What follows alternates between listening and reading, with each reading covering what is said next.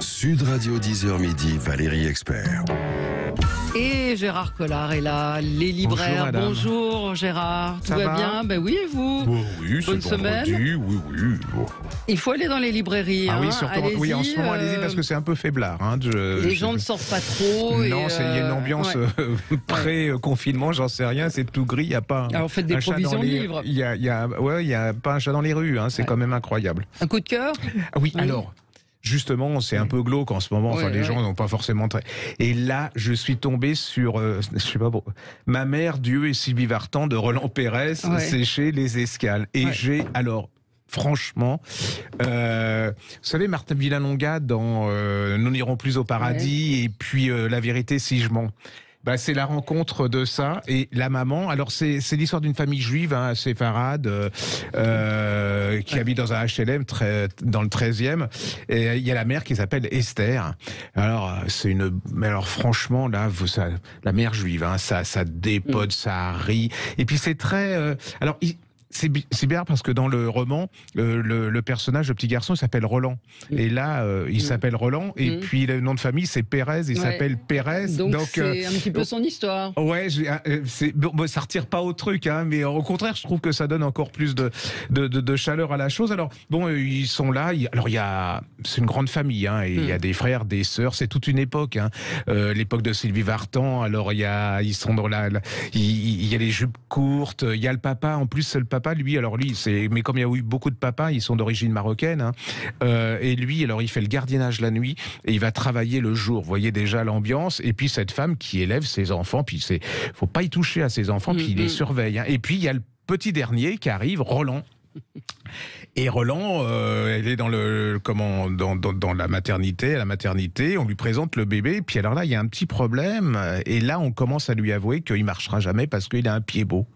Et commence pour cette femme qui dit déjà c'est pas possible, vous êtes trompé, vous êtes des nuls, mon fils il peut pas avoir un pied beau. Donc ça commence bien. Et alors cette femme, elle est d'une ténacité, jamais elle va laisser tomber le truc et elle va faire les médecins et puis le pauvre gosse.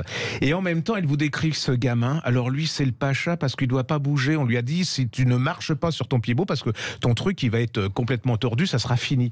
Et alors lui il est cool, il va avec ses sœurs. Il regarde les magazines sous le truc, il regarde et puis elle est désespérée. Un jour, il y a son frère qui lui dit j'ai une adresse.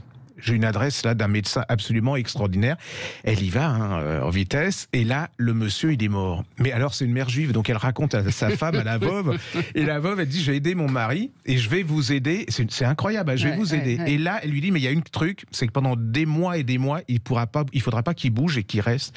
Et là ils vont l'installer dans la salle à manger et ils vont lui faire écouter Sylvie Vartan parce que c'est son idole et ils vont tout acheter sur Sylvie Vartan pendant des jours et des jours et tout. C'est marrant. Oui, et alors toute la famille tourne, lui il est dans son truc, il bouge pas et tout, c'est l'histoire de ça. Et mais alors c'est vraiment, vous ressortez de là-dedans, cette femme, voilà. Et il a rencontré Sylvie Vartan après. Moi je vous dis, parce qu'on me dit que je raconte trop les trucs, donc et puis alors dans cette famille il est pas différent, il s'est jamais senti triste, différent, rien du tout.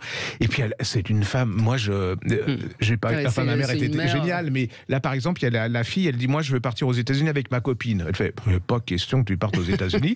si je veux partir aux États-Unis. Bon d'accord. Et elle part avec sa fille aux États-Unis, elle va les suivre dans les c'est absolument. Vous ressortez de là-dedans. Ça donne la pêche.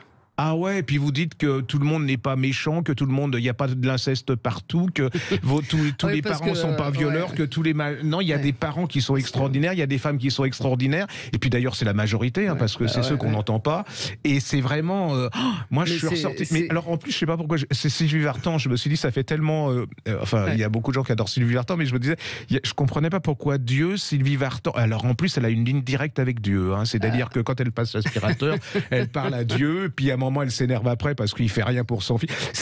Ne passez pas à côté parce que pour Noël, vous cherchez un truc qui va vous... Qui est sympa et qui donne la pêche. Parce que moi, j'ai regardé les programmes des livres qui sortent en janvier, mais franchement, on est au bord du gouffre, parce que mon père, ma mère, ma dépression, mes enfants, j'en peux plus.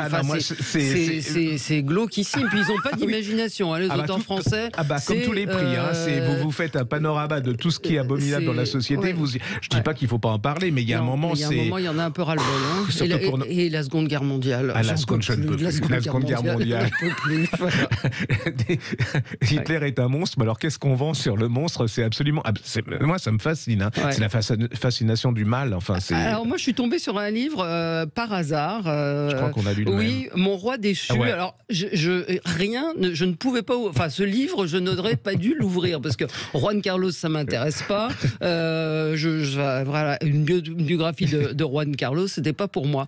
En fait, j'ai fait partie d'un prix d'un jury littéraire pour Le Parisien, le prix d'une vie. Donc, il y avait des livres. C'est le livre... J'arrive même pas à retenir le livre, parce que moi, j'ai pas voté pour celui-là. La Dame couchée qui a accompagné Lucette Détouche, Madame Céline. Voilà, moi, j'avais voté pour un autre livre. Et bon, du coup, j'ai découvert des biographies, comme je fais bien mon travail. Et Laurence Debré, Mon roi déchu, Juan Carlos d'Espagne, c'est absolument génial. C'est-à-dire qu'elle raconte la vie, elle est la fille de Régis Debré, donc marxiste, révolutionnaire, et elle choisit, peut-être par défiance, de s'intéresser au roi d'Espagne. Et elle se prend, alors elle fait des études supérieures, elle se prend de passion pour lui, et elle n'avait jamais rencontré.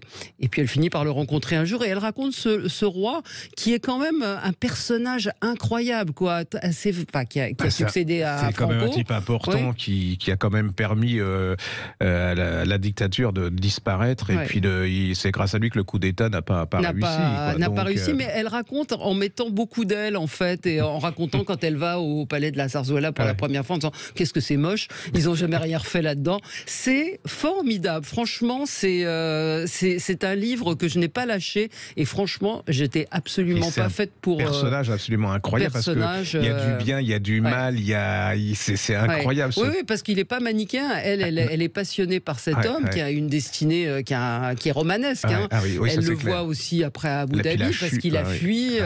Franchement, allez-y, Laurence Debré, c'est chez Stock. Allez-y, Carlos. parce qu'il marche, mais moyen, alors que franchement... Mais je crois qu'ils ont mis la photo de Juan Carlos en Bordeaux, ça doit arrêter. Elle n'y est plus, mais elle y est. Et c'est vrai que c'est très compliqué à vendre.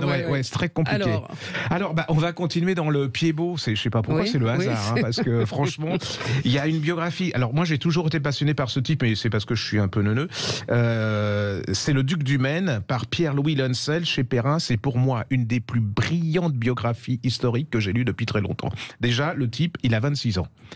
Il vous fait 500 pages et vous dites 500 pages sur le Duc du Maine, c'est invendable.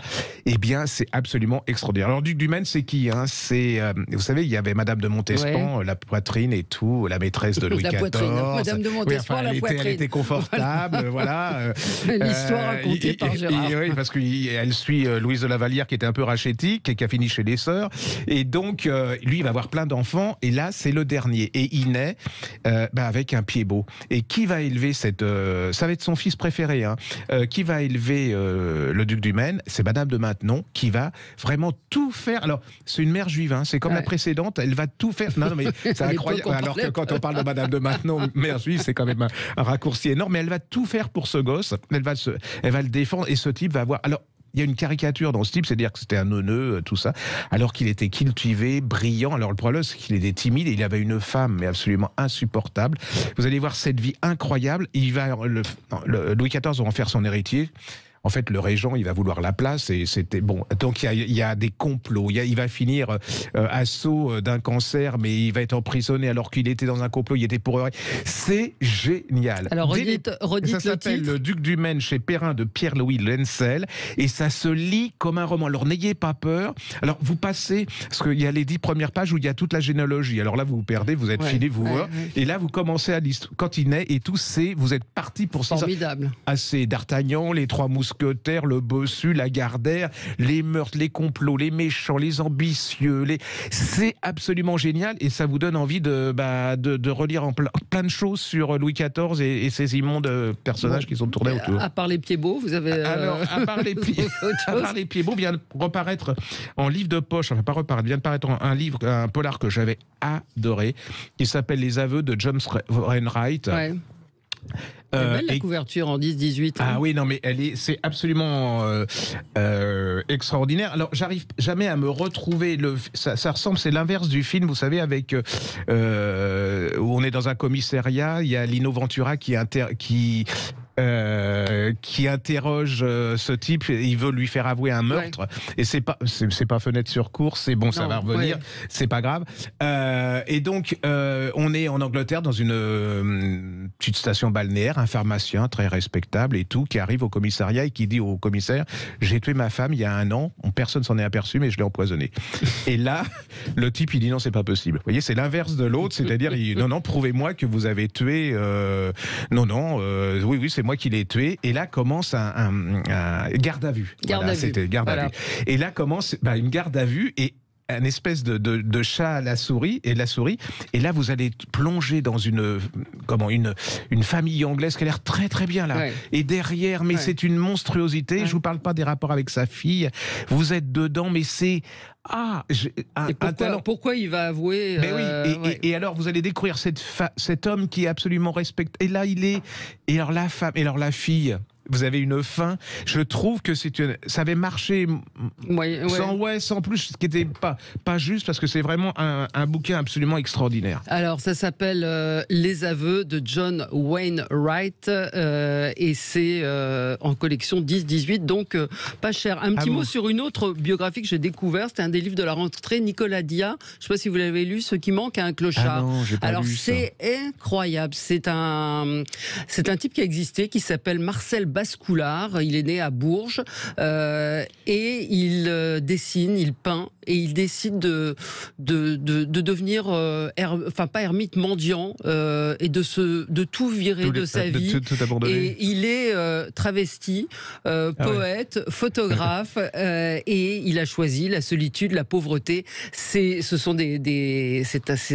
sa vie que raconte Nicolas Diat. C'est formidable parce qu'il vous emmène très loin avec ce personnage. On a envie d'en savoir plus. Et c'est ça que je trouve bien. Et il a existé. Marcel Bascoulard, il a été assassiné en 78. C'est une vie incroyable. Donc ce type né en 1913, qui est travesti, qui est incroyable, vraiment un livre, ça se passe dans le Berry en plus, où j'ai quelques attaches, et c'est vraiment, je vous le conseille, c'est chez Plomb.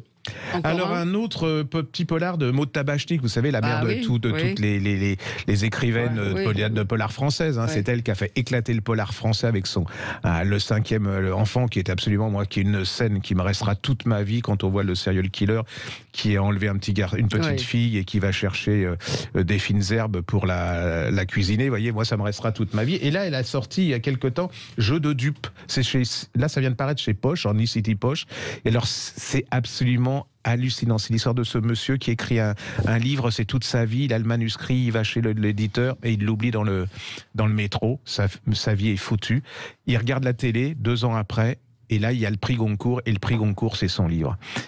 Et là va commencer, c'est un truc machiavélique, il va se faire employer auprès de l'auteur, qui lui est nul, mais d'une nullité, mais qui est d'une prétention qui me rappelle certains écrivains. Et là, il va absolument c'est comme une araignée, on le ficelle, enfin, voilà. Et il va le faire chanter. Alors, vous pénétrez dans le monde de l'édition, qui est absolument, alors franchement, c'est une merveille. Un petit peu, c'est que des anges, enfin, c'est que des gens absolument extraordinaires qui ne parlent que de livres, de littérature. Et puis quand vous êtes derrière, c'est absolument incroyable. Allez-y, je me suis fait avoir par ce bouquin. Alors, il y en a qui vont me dire, oui, mais non. Rentrez dans la couverture, elle est un peu nunuche, mais c'est pas cher en plus, et vous allez passer 250 pages. Alors, dites le titre. Ça s'appelle. Attendez, parce que remettez-vous en face du micro. Oui, je me remets en face du micro. Donc c'est Maud Tabachnik. Maud Tabachnik, Jeu de dupes, c'est chez e-city Poche. Un petit dernier. Ah oui, ça c'est une pure merveille. Il y a un Françoise Petit. Non, je sais pas si je vous fais. Vous voulez le garder pour la semaine prochaine. Ouais, il est trop. Bon. Non, je voulais simplement dire, et je me souviens plus du titre parce que ça me revient maintenant. C'est le dernier livre de Tristan Banon chez je sais que aux éditions de l'Observatoire et qui a une très très très belle réflexion et qui est sur les hommes, les femmes, sur le féminisme aussi, sur ce nouveau néo-féminisme. Allez-y, parce que franchement, j'ai été pas surpris parce que je connais un peu elle avait écrit des choses absolument intéressantes, hein, et j'avais beaucoup défendu son premier livre.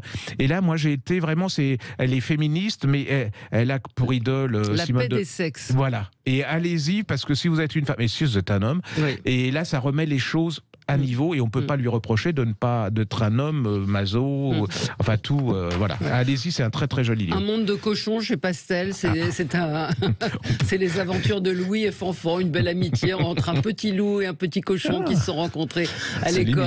C'est pour les enfants? Oui, c'est pour les enfants, c'est des romans, plusieurs chapitres. C'est pas mal parce que c'est ce que j'ai trouvé original, c'est que c'est des petits chapitres pour les enfants qui commencent à lire, et ça fait en fait un livre entier qui se suit, mais avec des tout petits chapitres. Ça peut faire une histoire par jour. Ça vous fait tenir longtemps. Voilà, c'est un monde de cochons, l'école est en feu, et le trésor de Louis, c'est chez Pastel. Voilà, c'est Mario Ramos qui a publié ça. J'aime beaucoup le dessin des petits cochons et du loup, regardez, qui est poursuivi par les cochons. J'adore. Vous préférez les canards. Allez, on se retrouve dans un instant pour commenter l'actualité. À tout de suite. Sud Radio 10h midi, Valérie Expert.